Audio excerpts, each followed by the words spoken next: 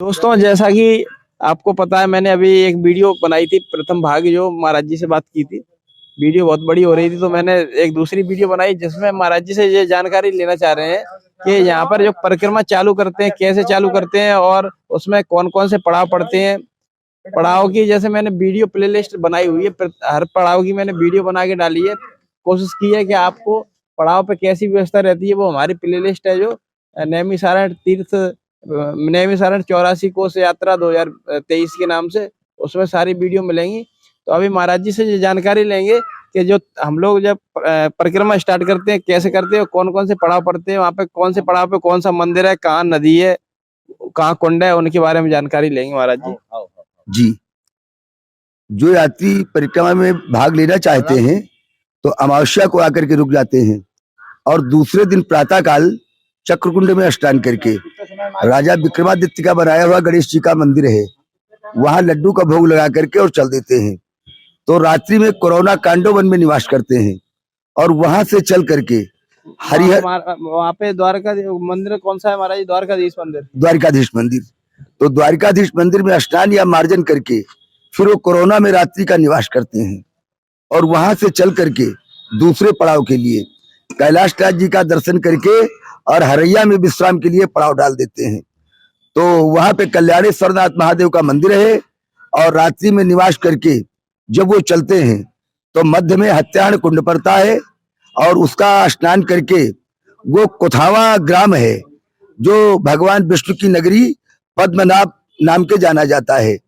वहां विश्राम करके जब हम चलते हैं तो रेलवे लाइन को क्रॉस करते हैं। भगवान सूर्य नारायण का दर्शन करते हुए हम उमरारी ग्राम में पड़ाव डालते हैं। महाराज जी, सूर्य कुंड का भी थोड़ी सी जानकारी दें। सूर्य कुंड का ऐसा मिलता है, इसके कई इतिहास मिलते हैं जैसा हमने पूर्वजों से सुना है। एक तो 84 कोष का मिलता है और दूसरा महाभारत के काल का मिलता है कि कर्ण के द्वारा वहां दान श्री कृष्ण ने प्राप्त किया था, तो वो धनुष से जो उन्होंने बाण छोड़ा था, तो ये कर्णगंगा भी लोग कहते हैं, लेकिन इस बात को सिद्ध करने में हम असमर्थ हैं क्योंकि 84 को तो मुझे जो मिला वो मैं आपको बताता हूँ। ये सूर्य कुंड है और वहां परिक्रमा करने वाले लोग, जब हम 8-10 वर्ष के थे तो वहां लोग ये कहा करते थे कि सूर्य कुंड स्नान और सोने चांदी का दान। तो मध्य जवानी थे तो लोग वहां देखते थे, लोग किया भी करते थे और पुरोहित लोग स्वीकार भी किया करते थे। उसके बाद उमरारी में हम पड़ाव डालते हैं। महाराज जी, जैसे सूर्य कुंड के बारे में ये भी बताया गया है कि वहाँ रोग वगैरह भी जैसे जी जी जी जी थापक जी, ऐसा बताया गया है कि जैसे शरीर में कोई कुष्ठ रोग हो जाता है या चर्म रोग हो जाता है, तो हमारे पूर्वजों ने ये बात हम लोगों को बताई कि बेटा इसमें स्नान करने से शरीर के कायिक, वाचिक और मानसिक पाप ये धुल जाते हैं। क्यों कि सूर्य में ऐसी गति है कि वो वसुंधरा के जितने भी अशुद्ध कीटाणु हैं उनको भक्षण करके और रात्रि में जो चंद्रमा है शीतलता प्रदान करता है। तो ये साइंस का भी मत है, ये वेद का भी मत है और ये हमारा भी मत है। तो सूर्य कुंड का स्नान करके लोग उमरारी में पड़ाव डालते हैं। तो कोरोना, हरैया और कुथावा और उमरारी। अब हम चलते हैं छठे पड़ाव के लिए। तो जब छठे पड़ाव से हम चलते हैं तो मध्य में मार्कंडेय कूप पड़ता है स्थापक जी महाराज। उसके बाद में जगन्नाथपुरी पड़ती है। तो हमने अनादिकाल से देखा जगन्नाथ में भात का बड़ा महात्मा है, तो उसको प्राप्त करके हम गंगा सागर जाते हैं। गंगा सागर से साक्षी गोपाल में संखेश्वर महादेव का मंदिर है। यहाँ पर संखेश्वर का भगवान शंकर ने वध किया था और उन्हीं के नाम से पड़ाव वो जाना जाता है। वहां रात्रि को निवास करते हैं और निवास करके फिर हम वहां से प्रस्थान करते हैं। महाराज जी, शंकेश्वर महादेव पर शायद रेत का पड़ाव ही बोलते हैं, वहाँ रेत है ज्यादा। जी हाँ, वहाँ रेत है और पहले तो बड़ी अच्छी व्यवस्था थी, लेकिन भाई ये पड़ाव हमने भी करीब करीब 10 वर्ष से बड़ी कठिनता के साथ अपने तीर्थयात्रियों का धैर्य और धीरज को बधा करके वहां निवास करते हैं। पहले जो बगीचा था वो नष्ट हो गया, अब वहां पे चौरा है यानी मैदान है, वहीं पर लोग रुकते हैं और रुक करके आगे के लिए प्रस्थान करते हैं। हमारे साथ में जिन लोगों ने परिक्रमा की है वो हमारे मध्य में इस समय विराजमान हैं। हम उनसे भी जिज्ञासा करेंगे कि उस पड़ाव के बारे में आप थोड़ा अपनी वाणी से जरूर संकेत करें, क्योंकि थापक जी जो ये हमसे जुड़ रहे हैं इनका भी मनोबल है। श्री भगवती प्रसाद जी थापक, आप 20 साल पहले परिक्रमा किए थे और इस साल का अपनी वाणी से आप कुछ इनको बताएं। बोल ललिता मैया की जय, बोल भूतनाथ महाराज की जय। ये जैसा कि महाराज जी बता रहे हैं, हर बात सत्य है।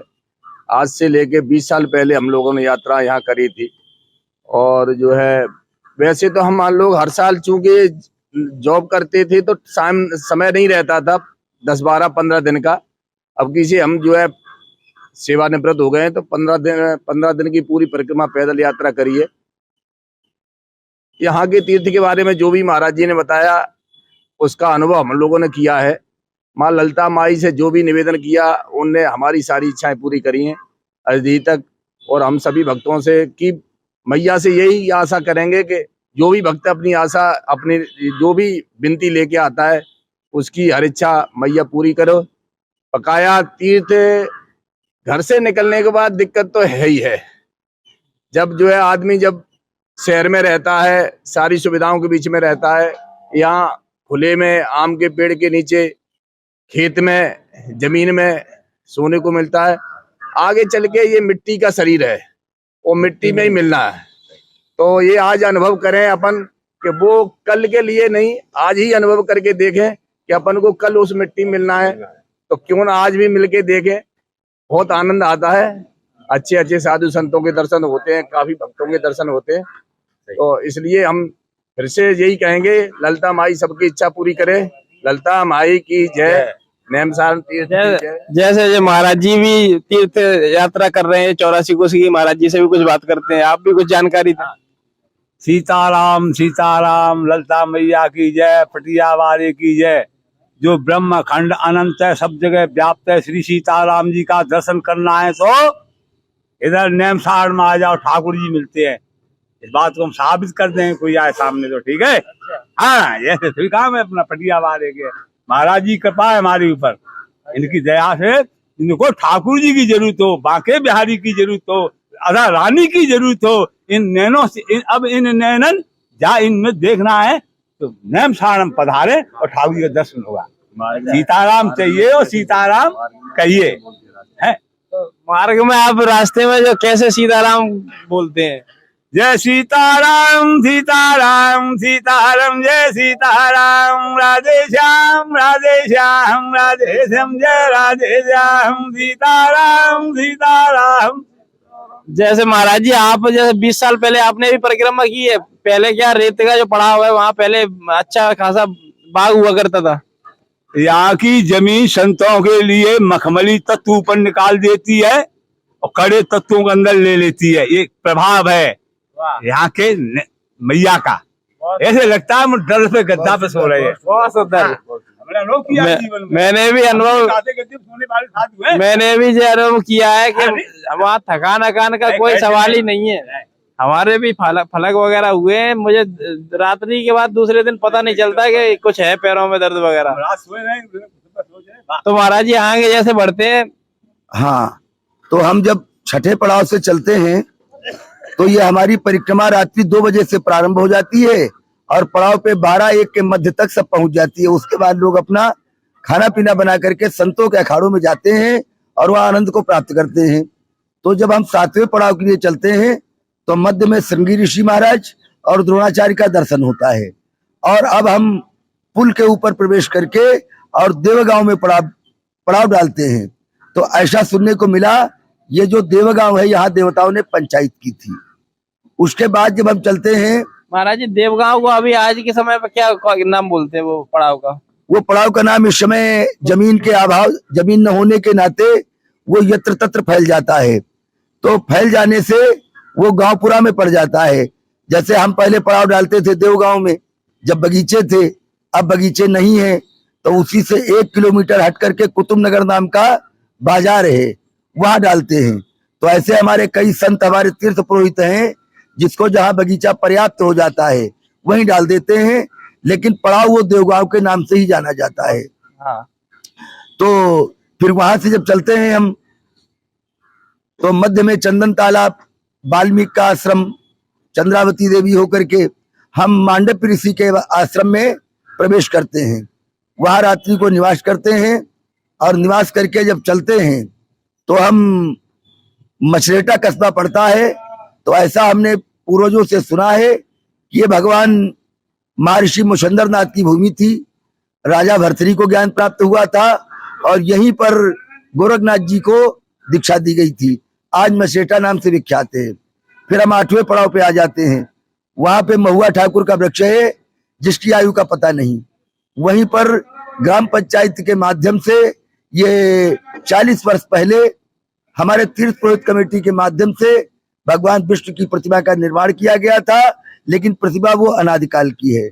आज वो परिक्रमा को करके हम सब परिक्रमार्थियों के साथ नैमिषारण्य में विराजमान हैं। आज रात्रि का निवास करके हम कल 9वें पड़ाव के लिए प्रस्थान करेंगे। तो जो ये 9वां पड़ाव है ये अति दुर्लभ है। क्यों कि इसके अंदर जब चलते हैं तो कहीं हमें डामर मिलती है, कहीं हमें नदी की कोर मिलती है, कहीं हमें कच्चे रास्ते मिलते हैं। इन दुर्गम रास्ताओं से हम अपने परिक्रमार्थियों की श्रद्धा भाव को देखते हुए पहले पैदल चलते थे, लेकिन आज मैं असमर्थ हूं तो मैं मिश्रिक निकल जाता हूं।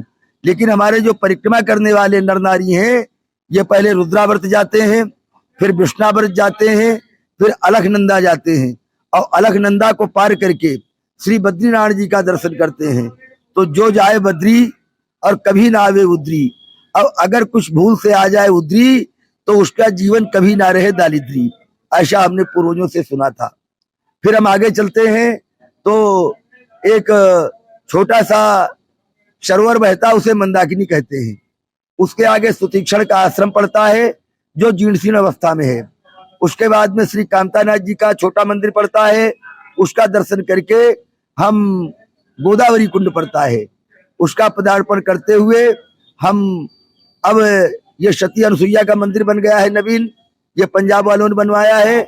उसके बाद मिश्रिक में जाकर के हम पड़ाव डालते हैं और 11 को स्नान करके श्री महर्षि दधीच और इंद्र की आज्ञा के अनुसार अपने घर को प्रस्थान करते हैं। महाराज जी, जैसे रुद्रावत मंदिर के बारे में जो जानकारी मिली है कि वहाँ बेलपत्र या पर कोई फल डालते हैं, तो उसके बारे में आप क्या जानकारी है, आपका क्या बात है? स्थापक जी, जो रुद्रावर्त तीर्थ अनादिकाल का है तो इसमें ऐसा लोग बताते हैं कि काठे जल बोरे नहीं, जल कभी काष्ठ को नहीं बोरता है। और जितने हमारे फल वनस्पति उत्पन्न होते हैं ये सब काष्ठ लकड़ी के द्वारा उत्पन्न होते हैं। तो जैसे हमने देखा है कि उसमें बेलपात आप डालते हैं, ओम नमः शिवाय करके डालते हैं, वो बेलपात आपके सामने वो तीर्थ में डूब जाता है। अगर आप फल डालते हैं तो फल भी डूब जाते हैं, लेकिन जितनी जीव की लगन होती है वो वापस आ जाते हैं। अगर आपने 5 डाले, कहो 3 आ जाए, कहो 2 आ जाए, कहो 1 आ जाए, लेकिन सवरे फल उसके अंदर से नहीं आएंगे, लेकिन सवरे तुम्हारे सामने डूब जाएंगे। उसके बाद में उसमें दूध आप डालते हैं तो दूध जब जल में डालते हैं वो बघर जाता है चारों तरफ, लेकिन उस कुंड में जब हम डालते हैं तो जल वो बघरता नहीं है, उसको डालते हुए हम देखते हैं। लेकिन ये नहीं मुझे आभास होता है कि हमारे जो दूध की धार है ये कहाँ जा रही है। ऐसा हमने भी अपने 42 साल में देखा है और पहले लोग देखते चले आए। आज वो हमारे नैमिषारण्य से 7 किलोमीटर दूर है। पहले तो केवल परिक्रमा में ही लोग जाते थे, लेकिन आप प्रतिदिन लोग वहां जाते दर्शन करने के लिए। तो महाराज जी, जैसे आपसे पहले आपके जो पिताजी करते थे ये काम, उनका क्या नाम था? उनका नाम श्री पंडित भगवती प्रसाद तिवारी था। अच्छा। और उसके पहले जो परिक्रमा करते थे वो श्री कन्हैयालाल महाराज थे। उनके पहले जो करते थे वो तोताराम जी थे। उनके पहले जो करते थे गोकुल महाराज थे। अच्छा। बस इतना मैंने 4 पीढ़ियों का स्मरण करके उसके बाद आप कर रहे हैं? उसके बाद हम करते हैं। और हमारे साथ में 10 वर्ष से हमारा ये बच्चा सचिन कुमार हमारी सेवा में तत्पर रहता है, जो कि यात्रियों को सहायता प्रदान करता है और जो यात्री भटक जाते हैं उन्हें ढूंढ करके लाता है और रात्रि में हमारी सेवा करता है। हम यात्रियों के द्वारा उनकी सेवा का भाव सुन करके अपने जीवन को धन्य मानते हैं कि जिस प्रकार से हम जैसे पुरोहित के घर में ये बच्चे जन्म लेते हैं, ऐसे बच्चे ये वसुंधरा के घर में, वसुंधरा पे जो जीव निवास करते हैं वो सभी के घर में ऐसे बच्चों का अवतार हो और जन्म हो। और सबसे श्रेष्ठ बात यह है कि बच्चा हमें जो मिला, हम इसका नाम आज भी नहीं जानते हैं। ये हमारे साथ में जो श्री भगवती प्रसाद जी थापक थे, ये उसी गांव के रहने वाले थे। भाई है तो उनका ये अनुज है। तो उनके द्वारा मुझे ज्ञात हुआ, इतनी छोटी उम्र में तो अंदर से हमारी आत्मा ये गदगद हो गई कि इतनी छोटी उम्र और इतनी बड़ी लगन कि इसने पद यात्रा के द्वारा ये कठोर परिक्रमा को करके और आज यत्र तत्र से घूम करके हमसे फिर ये सत्संग करने के लिए तैयार हो गए। तो हमने कहा भैया अगली बार, तो बोले महाराज इस पड़ाव का महात्म तो आपने बताया, मैं प्रसन्न हूँ, लेकिन पड़ाव के बारे में आप बताएं। तो हमारे यहाँ ये पहले थे 12 पड़ाव, लेकिन कुछ काल पहले हमारे स्मरण में नहीं है, लोग कहते हैं लूटा गया था पड़ाव, तो तब लोग चित्रकूट पड़ाव न डाल करके अब सीधे मिस्र चले जाते हैं। लेकिन नई परंपरा के अंतर्गत कुछ संतों के साथ कुछ पड़ाव वहां गिर जाता है, क्योंकि जहां पड़ाव गिरते थे वहां जमीनों का अभाव हो गया, बिल्डिंगें बन गई, तो परिक्रमार्थी एक पड़ाव से दूसरे पड़ाव पे सदा विचरण करता है, जिससे परिक्रमा को सर्व सुविधा की प्राप्ति हो। पहले एक जगह पड़ता था। हमारा ये अंदाज है एक पड़ाव पूरब पश्चिम उत्तर दक्षिण 10 किलोमीटर की दूरी में पड़ता है, ऐसा मैंने अपने नेत्रों से देखा है और हमारे यात्री भी बताते हैं। अब आपको हम उन लोगों और ये वीडियो को सुन करके हमारे जो बुजुर्ग हैं और हमारे जो वसुंधरा के लोग हैं और हमारी जो आत्मा है, मैं इसको ये आशीर्वाद देता हूं कि जब तक ये वसुंधरा रहे और जब तक ये हमारी वाणी रहे और जब तक इसके तन में प्राण रहे, प्रभु रामादल 84 कोस परिक्रमा इसको हर प्रकार से आप प्रफुल्लित रखें और इसका जो वंश है वो ऐसा फले जैसे कि आम का वृक्ष फलता है। और उसके मध्य में जिन्होंने इस बालक की चर्चा सुन करके, क्योंकि हमारे मध्य में जो खरिया के थापक जी थे, तो मैंने उनको जो बताया कि पंडित जी एक मोड़ा हमें मिला, वो खरिया थापक बताता है। तो पंडित जी ने कहा हमारा वो अनुज है, हमारा भाई है, और उसको हमारा नंबर दे देना। तो मैंने उनको नंबर दे दिया। तो उनके माध्यम से मैं इनसे जुड़ा। तो गुरु गोविंदो खड़े और काके लागों पाए और बलिहारी गुरु आपने गोविंद दिया बताए। तो ईश्वर से गोविंद से बड़ा मार्ग देने वाला होता है। तो ये जो थापक परिवार है, ये जो वीडियो बना रहा है या जो अपने परिश्रम को यहाँ 84 को उसमें लाया है अपने माता पिता के साथ, तो हमारी ललिता मैया से प्रार्थना है कि इसकी बढ़ोतरी हो, इसका जीवन मंगलमय हो। और इसके साथ साथ में जो हमारा थापक परिवार है वो धर्म से अनादिकाल से जुड़ा है और अनादिकाल तक जुड़ा रहे और पुनः पुनः नैमिषारण्य में आकर के यात्रा के रूप में इसका आनंद प्राप्त करे। पंडा जी महाराज की जय। तो थापक जी, अब आपकी जो जिज्ञासा है वो मैं पूर्ण तो नहीं कर सकता हूँ। नहीं महाराज जी, जिज्ञासा जब होगी हमें तो ट्रेन में बैठ के फिर आ जाऊंगा कभी भी। तो थापक जी आपका नैमिषारण्य में स्वागत है। जब कभी आप आएंगे तो जैसे हम आपको परिक्रमा में 7वें पड़ाव पे मिले थे, अब पुनः आपने 8वें पड़ाव पे संपर्क किया, तो हमारा और हमारे बच्चे का और मैं आशा करता हूं कि सारे तीर्थ पुरोहितों का ये भाव हर यात्री के साथ होना चाहिए, क्योंकि ज्ञान को बांटना ज्ञान गंगा को बढ़ाने के बराबर है। और ये हमारा सौभाग्य है जो कि जैसे आप नेक उम्र के मोड़ों से हमारा मिलन हुआ और आपने हमारे जीवन को धन्य किया। क्यों कि मैंने जो परिश्रम किया था उसका मूल्यांकन आज मुझे मिला।